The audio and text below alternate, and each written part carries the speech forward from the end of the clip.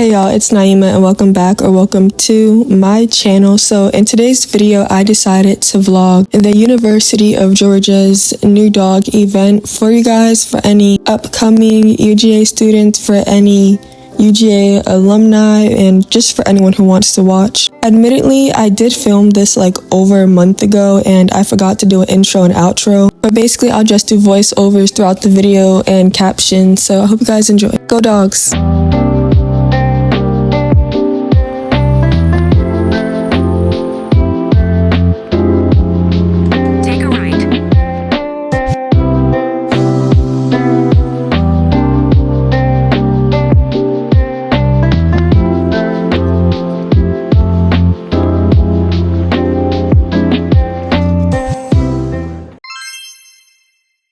Their experience here, what would be something that they could be doing now to get prepared for being a student?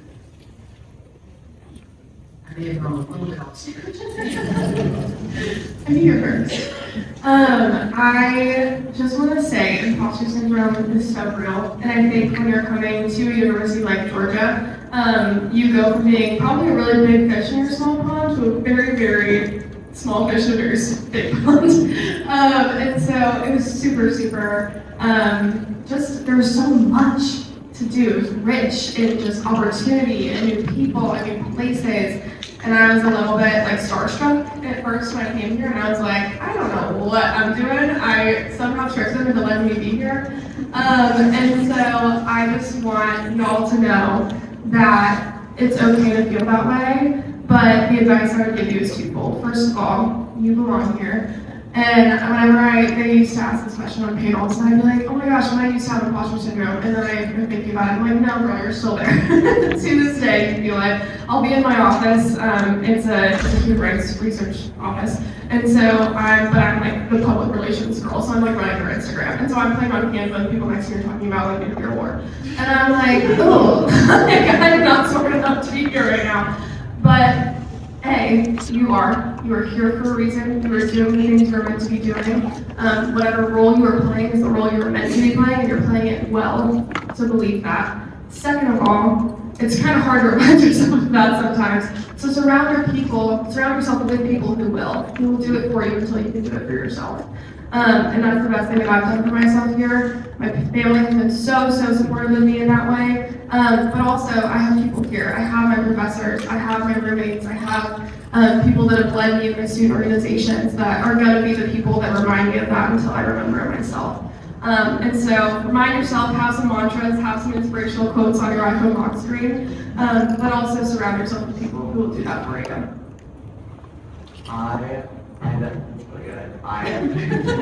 Sorry, no, that was really good advice. Definitely listen to Alex. But my biggest piece of advice for if you're choosing to become a UGA, if you're interested in like really leaning into UGA, check out the different involvements you can get involved on. We have something called the Student Involvement Network. You can really look at every club, organization on campus. My biggest piece of advice to students that want to come to UGA is to get involved on campus. Do not waste your time in your dorm room rotting wood. Go get involved, meet new people, go have those new experiences. That is why you're here. I can so confidently say that my involvement outside the classroom has definitely been one of the most shaping experiences here at UGA. I've had some of the most amazing people through student government. I've made some really good connections through like professional fraternity, a brotherhood, you might say. It's just really cool. It's just a great way to meet people. Like again, UGA has such a diverse student body, people from literally all over with tons of different experiences. And I've learned so much and become a better person through those people and through my involvements. And you guys are all really accomplished students. That's why you're sitting here today. So I'm sure y'all are definitely some busy bodies that were involved in high school. So keep that going in college. Stay involved, get those new experiences, meet some amazing people that are going to change your life.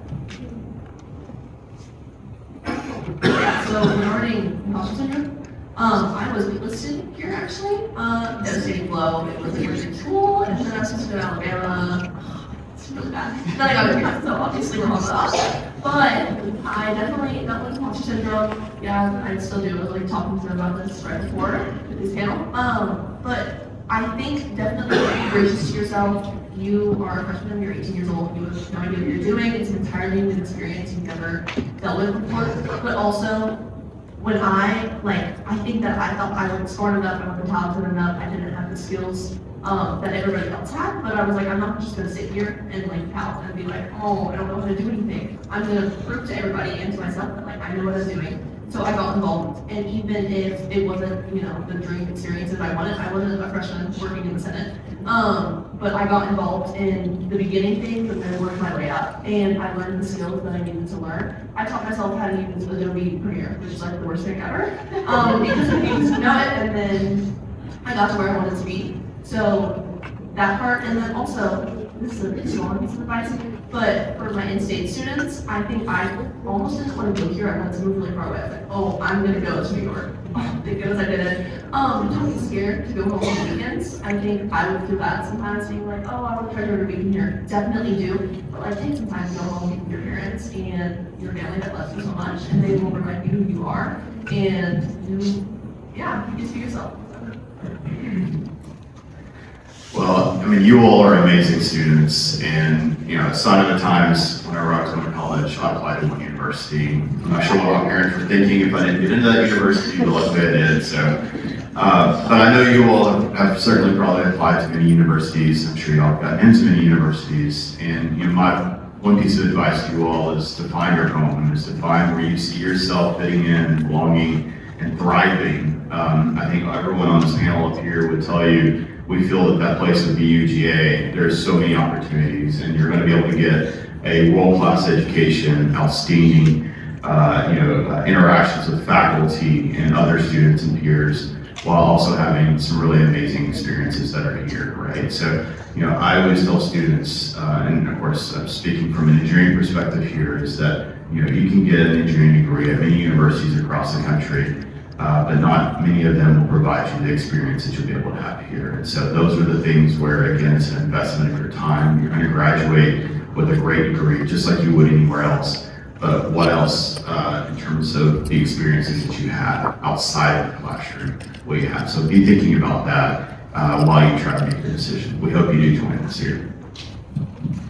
In terms of making your decision, I would do exactly what your parents want you to do. I also actually, here's what I would do. I would take that into account, and I'm sure some of you are making this like plus minus chart. And I've got to tell you, being Gen X, I also only applied to one university and got into that one university. But in my life, I've made many plus minus charts of trying to decide. And what I realize now is that when I use my intuition, I know where I want to go. I actually do know where I want to go, and I just obfuscate it with a bunch of science. Sorry, but there are many ways of knowing. There's scientific ways of knowing, and there is this thing called intuition, so I wouldn't dismiss your intuition. I don't know if this is the best thing to be at the last note, but my advice would be when you get to the university, some of you might be worried, hey, University of Georgia feels too big. It's not too big. The way it works is you find your silo. So maybe for me, I'm often living within the School of Public and International Affairs. Yeah, I get to interact and go out whenever I want to, but I have that really small community amongst people I know. Or maybe you get involved in some club. There's lots of reasons why the University of Georgia will give you all these great opportunities.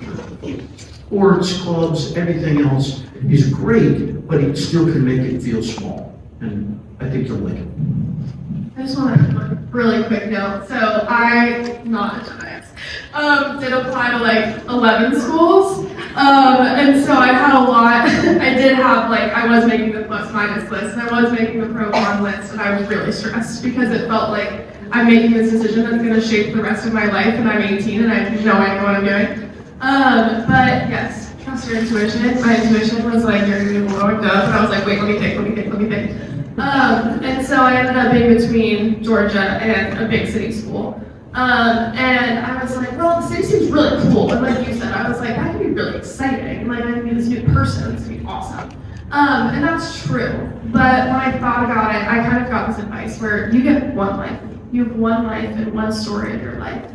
And you can live in the city whenever in your life. I'm going to move to one in like 30 days. You can always do that. You get one try to be a college student in a college town. And I'm so glad that my story included Georgia and Athens, Georgia.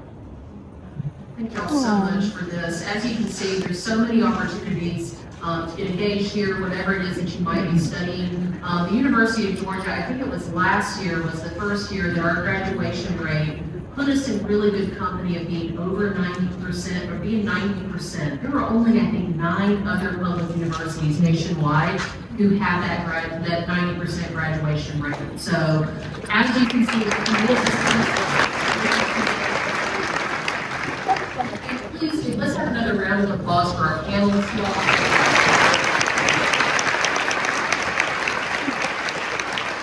The semester is winding down here quickly, and these students and faculty members, they have a lot going on. So we're so appreciative that y'all took time out of your day to join us here today and share your experiences. Thank you so much for that. So what we're going to do now is we're going to have a quick 15-minute break. Okay, hi again. So what you guys just saw was the student panel discussion where they had a bunch of current UGA students answer some questions that the adult had. I got some information from it, such as changing majors and study abroad programs.